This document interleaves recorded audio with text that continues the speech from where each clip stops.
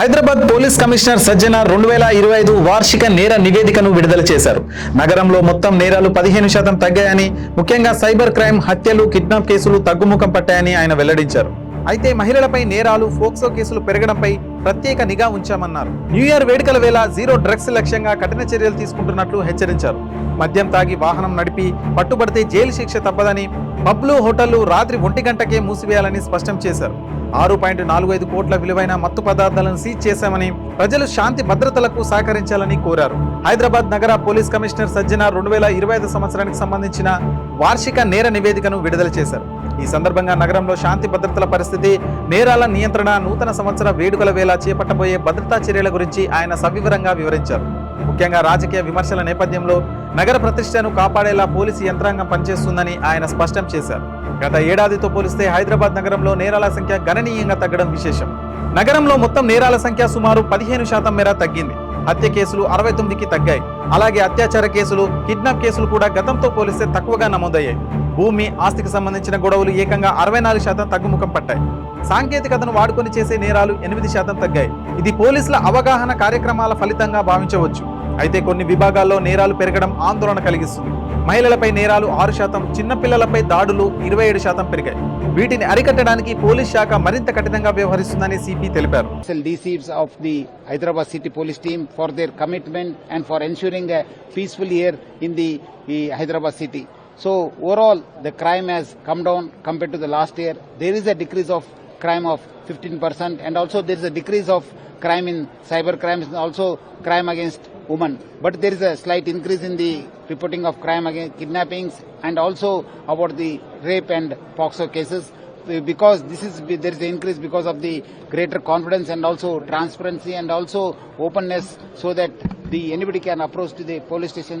That's why there is a steep increase, and we are also trying to create awareness among the women and the girls. New year వేడుకల సందర్భంగా నగర ప్రజలకు commissioner హెచ్చరిక జారీ చేశారు.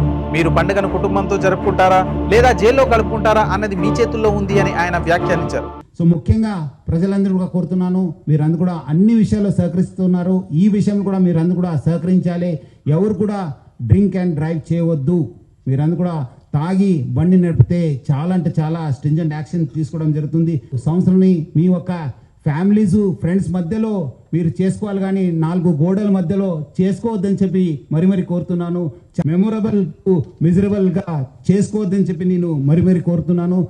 అట్లానే ఈ యొక్క డేంజరస్ డ్రైవింగ్ పైన కూడా హైదరాబాద్ సిటీ ట్రాఫిక్ పోలీస్ చాలా గట్టిగా మనము ఎఫర్ట్స్ పెట్టడం జరుగుతుంది. ముఖ్యంగా హెల్మెట్ లెస్ డ్రైవింగ్ కావచ్చు, మైనర్ డ్రైవింగ్ కావచ్చు, రాంగ్ డ్రైవింగ్ కావచ్చు, దానిపైన కూడా చాలా అంటే చాలా ఫోకస్ గా మనం పనిచేయడం జరుగుతుంది. జనవరి 1వ తేదీ వరకు నగరం అంతటా ప్రత్యేక తనిఖీలు ఉంటాయని, పట్టుబడితే జైలు శిక్ష తప్పదని హెచ్చరించారు. హోటళ్లు, పబ్బులు, రెస్టారెంట్లు ఖచ్చితంగా రాత్రి 1 గంటకు మూసివేయాలి. నిబంధనలు మీరితే లైసెన్సులు రద్దు చేస్తామన్నారు.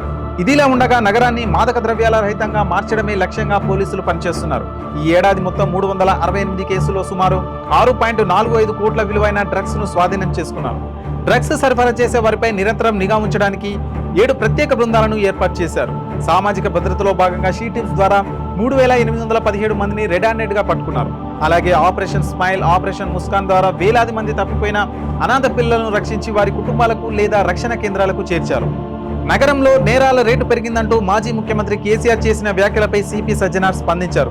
కేవలం 1-2 సంచలన ఘటనలు చూసి నగరం మొత్తం అల్లకల్లోలంగా ఉందని చెప్పడం సరైనది కాదు అని అన్నారు. గణాంకాల ప్రకారం శాంతి భద్రత పూర్తిగా అదుపులో ఉన్నాయని, గతంతో పోలిస్తే శిక్షలు పడే శాతం కూడా పెరిగిందని ఆయన వివరించారు. హైదరాబాద్ ను సురక్షిత నగరంగా ఉంచేందుకు ప్రభుత్వం, పోలీసులు కట్టుబడి ఉన్నారని ఆయన భరోసా ఇచ్చారు. మీ వ్యాపారం అభివృద్ధి కావాలని కోరుకుంటున్నారా? అయితే వెంటనే క్యూనస్ ని సంప్రదించండి.